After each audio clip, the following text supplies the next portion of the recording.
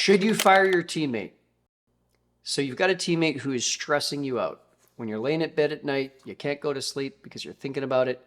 When you're in the shower in the morning, you're thinking about it. It is stressing you out. You're probably stressing over questions like, what if you fire them and you can't find someone to replace them? What if you fire them and they hate you, maybe even sue you? How will you ever find the time to train someone new? If you fire them, will the rest of your team be mad at you? These are very legitimate questions. I've asked those questions on many occasions myself. In my life, I've been part of hiring nearly 1,000 people. And along the way, unfortunately, I've had to terminate a few as well. But if you're just asking, what if you fire them? I think you've got a blind spot. You're not seeing the full situation. You need to also be asking, but what if they stay? Let's say, at best, nothing changes about their performance. This is the best that it's ever going to get. And at worst, it may actually start to degrade even more. Now, either way, whether you choose to keep them or fire them, there will be an impact on you. One way or another, they will impact you, your team, your customers, your vendors, and ultimately your reputation. So choose wisely. Today, I'm going to give you 3 things. 1, my brutally honest opinion on what's probably going to happen for you. 2, 3 questions to check your thinking. I call this the 3-lens clarifier. And thirdly, I'm going to give you the bottom line question that changes everything. Now, for the record, I'm not an attorney. I'm not an accountant. I'm not an accredited HR professional or other accredited expert. Hiring and firing decisions are legally consequential events. So be certain, absolutely certain, that you seek the appropriate legal and financial advice from accredited experts before making any decision and taking any action. What I'm sharing here is simply my experience and my opinion. It is not actual advice. And along the way, you'll probably want to document your conversations with this person in case one day they do decide to go legal on you. Now let's dive in. Here's my brutally honest opinion of what's probably going to happen. I'm going to guess you've probably already been dragging your feet on a clear decision here. And you're probably going to keep dragging your feet for another few weeks, maybe even a few months. You need to get to a point of decision where you're either hell yes on this person, I'm all in, I'm going to do whatever it takes to make them succeed or help them succeed, or hell no, they do not belong here anymore. That's the decision that you need. And I'm going to guess you're probably not going to make that decision for another handful of days, weeks, maybe even months. But then some breaking point is going to come, and you are going to fire them. And then the real truth is going to start coming out. The teammates that remain on your team will start telling you all the ways this person was even less productive than you imagined. Your customers will tell you this person was even more useless than you thought. And you'll find a closet of skeletons, incomplete projects, missed deadlines, wasted money that you never knew existed. At that point, your frustration will turn to anger. But your anger will not be at your outgoing teammate. The anger will be with yourself. You're going to be mad with yourself because you're going to realize you actually did know all along that you should have let this person go and you should have done it 6 months earlier. You'll realize that this is one of those situations that it's like, if you had to ask the question, you probably already knew the answer. Now, that is probably what's going to happen. It is not what always happens, though. In fact, I nearly fired one of my all-time best teammates who's still with me to this day. Thankfully, years before I almost fired this teammate, I had developed a system of asking 3 very powerful questions every time I had a major team issue come up. I call this the 3-lens clarifier, and I'll share it with you now. My current assistant has now been with me for over 5 years. That's half a decade. And I will tell you, I could not live without her.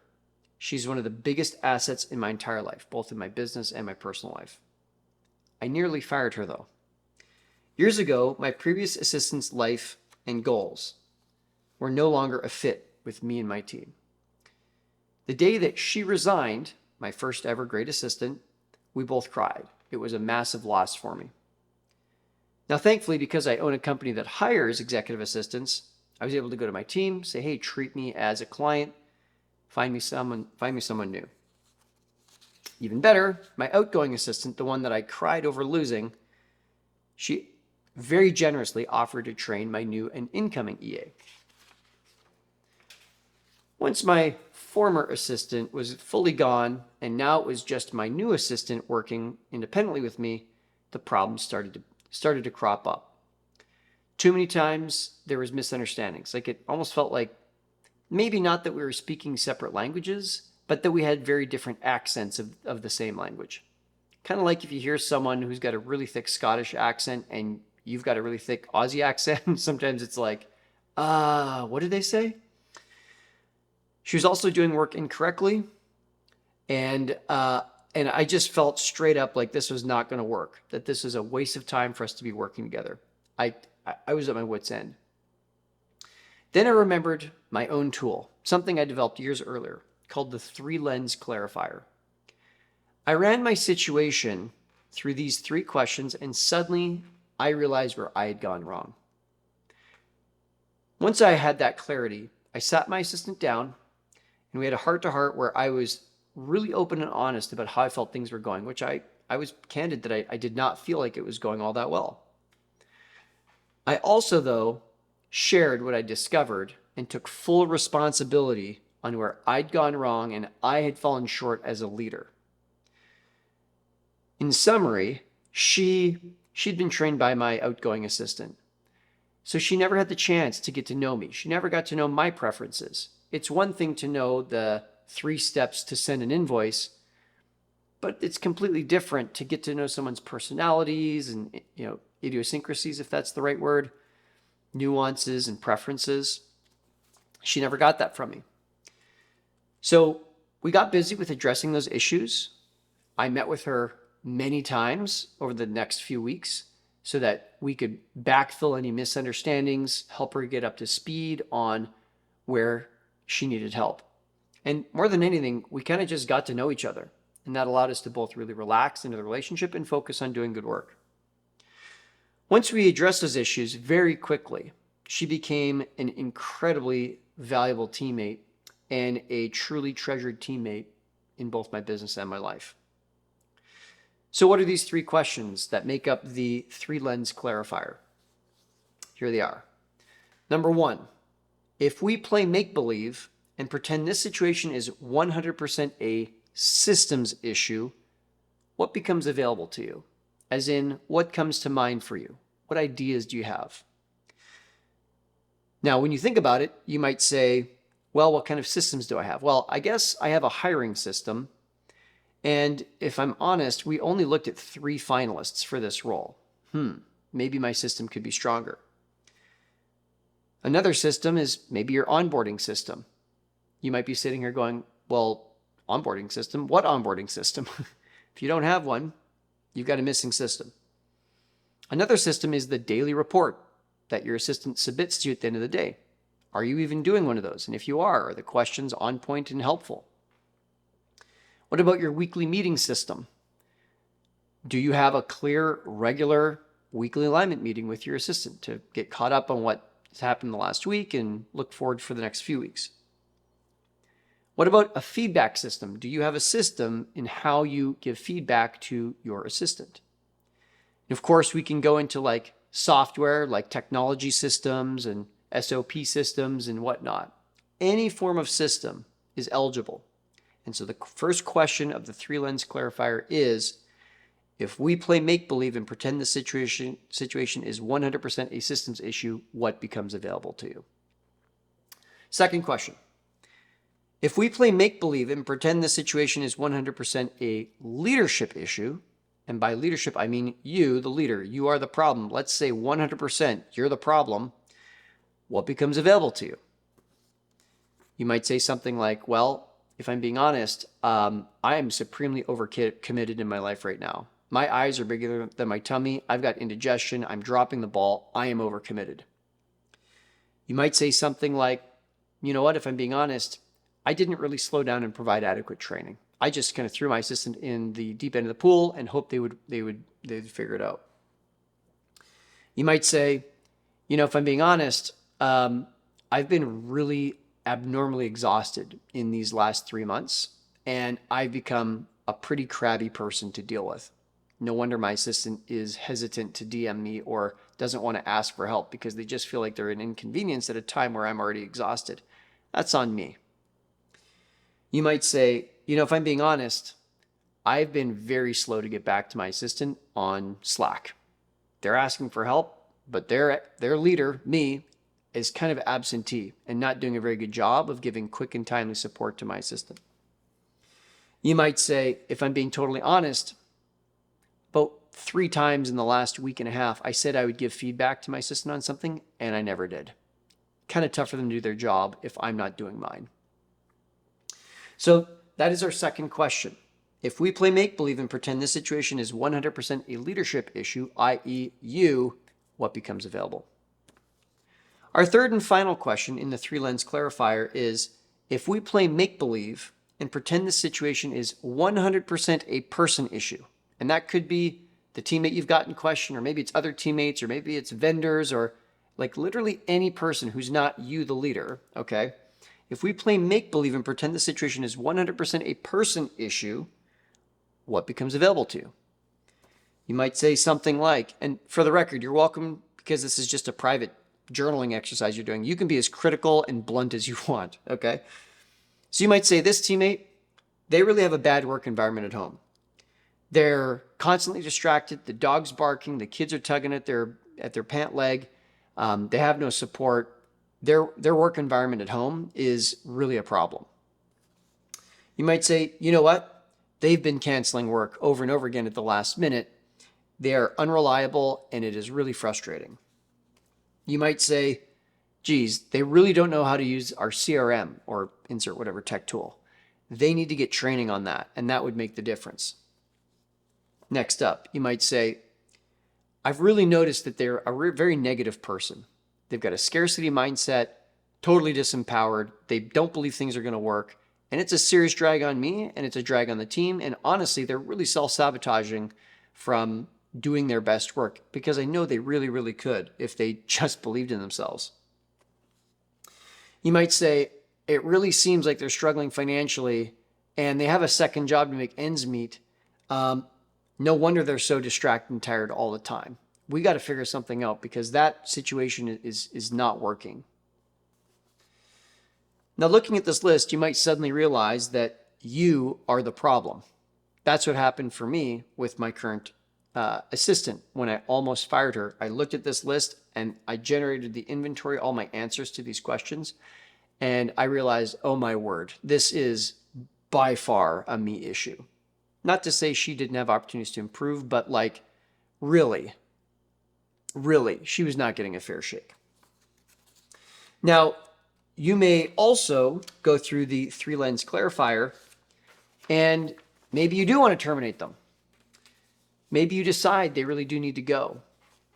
Either way, whether you keep them or whether you let them go, I'll bet that you suddenly see tons of way you, your business, other teammates, and your team at large really can raise the bar on how you operate day to day, how you communicate with one another. And I think that inventory becomes a really, really amazing way each quarter to get better together, whether this teammate is with you or not.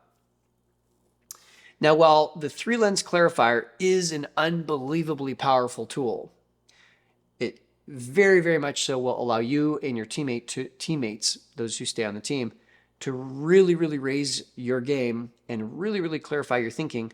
There is one other question that I'll ask myself that oftentimes trumps absolutely everything else. And this is called the bottom line question. Years ago, I had a teammate who kept dropping the ball. It led to one of our customers asking for a refund, which is very rare, very, very rare for clients to ever ask us for a refund.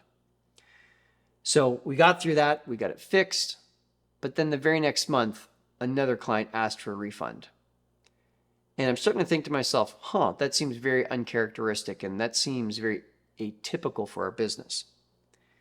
So we got through that, and I spent even more time with this teammate, and we put more structures in place. And then a third refund request came. And it was literally on the same issues as the first two. And things just simply had not changed in my teammate's world. That's when I felt super stuck. Here, on one hand, the company was bleeding thousands upon thousands upon thousands of dollars. Our reputation was seriously getting tarnished every time we had this kind of disappointment and upset with clients. However, on the other side, she was a really, really beloved member of the team. I really liked her. I really respected her. The team really liked her. And she'd even been with us for a few years, so there had been a relationship that had really been built between her and everyone else.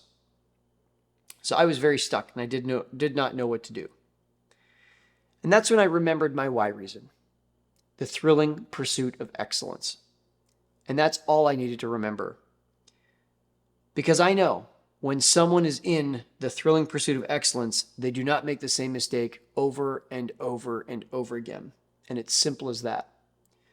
By me becoming clear on my why reason and then asking myself, is this person aligned with my why reason, which that is the bottom line question, it becomes an incredibly powerful and honestly quite definitive way to know if someone should stay or someone should go. Now, there's a few critical reminders here. Number one, letting someone go and having to find someone new and onboard them and train them, it is definitely a time-consuming experience. It's distracting for you. It's expensive for you. And then you got to onboard this person and train them. And that's onboarding. That's expensive and time-consuming and distracting as well. If I can, I do want to keep teammates. That is my default mode, is let's keep them on the team and let's keep working together and let's find out how we can make this more successful together. That is my default mode, because it is a very expensive prospect to let someone go and try and then need to replace them. Also remember, hiring and firing is a legally consequential decision. Get professional input before making any decision and taking any action. Remember to document everything. If this thing goes legal, you're gonna wish that you had great records in place to prove what you did and did not do. And once you've done all of that, please make sure that you like and subscribe. It is massively motivating to know that I've created a great video that you enjoy so much that you've liked it, and perhaps I've even won your subscribe. I'm also here to help entrepreneurs across the world. And the more that I can get a generous like and subscribe from you, the more likely the algorithm will show this video more and more. So it would make a huge difference for me. Onwards and upwards, my friend.